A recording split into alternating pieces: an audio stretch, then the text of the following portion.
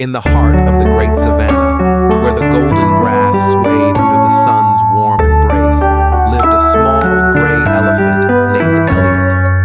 Elliot was just a baby, with big round eyes full of curiosity and a tiny trunk that wobbled when he tried to use it.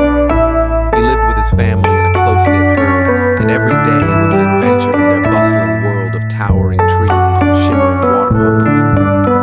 One day, as Elliot was playing near the river, chasing dragonflies and splashing in the cool water, a thick fog rolled in unexpectedly. The fog was so dense that it swallowed up the whole landscape, making it impossible for Elliot to see his family. He called out to them, his little voice echoing through the mist, but the only answer was the distant sound of rustling leaves and the occasional trumpet of another elephant. When the fog finally lifted, Elliot realized that he was alone. Panic surged through him, but he remembered what his mother had always told him. If you ever get lost, stay calm and find a high place to look for us. Determined to follow her advice, Elliot set off towards a nearby hill, his small legs moving quickly through the tall grass. The hill was steep, but Elliot climbed with all his might. At the top, he looked out over the vast expanse of the savannah, hoping to spot his family.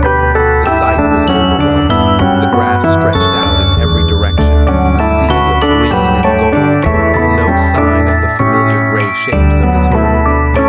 Feeling disheartened, Elliot took a deep breath and tried to think clearly. He remembered that his father had once taught him how to follow the sound of the river to find their way home. He carefully retraced his steps back to the riverbank, where he listened intently for the sound of flowing water. As he walked along the river, Elliot saw animals he had never noticed before. Colorful birds perched in the trees, playful monkeys swinging from branch to branch, and a wise old tortoise who watched him with curious eyes. The tortoise, sensing Elliot's distress, slowly approached. "Young one," the tortoise said in a gentle voice, "why do you look so troubled?" Elliot explained his situation, and the tortoise nodded thoughtfully. "I can guide you to the great baobab tree," the tortoise said. "It's the tallest tree in the savannah and can be seen from afar. Perhaps from there you can spot your family." Grateful for the help, Elliot followed the tortoise through the winding paths of the savannah. They walked for hours, and Elliot grew tired, but the thought of reuniting with his family kept him going.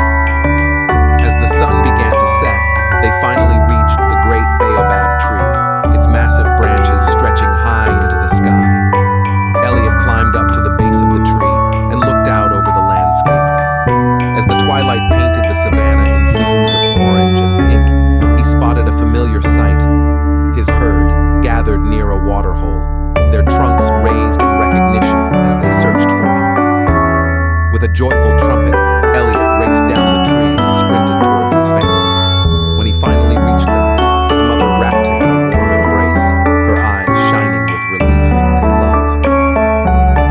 "We were so worried about you," she said, her voice trembling with emotion. Elliot looked up at her with a happy grin. "I followed the river and the advice of a wise tortoise. I knew I would find you." His family gathered around him, celebrating his return with trumpets and gentle nudges. They shared stories of their day and marveled at Elliot's bravery. As the stars began to twinkle in the night sky, Elliot felt a deep sense of contentment. He was surrounded by his family once more, and he knew that no matter how vast the savannah might be, he would always find his way back home with a little help from his friends and the lessons he had learned along the way.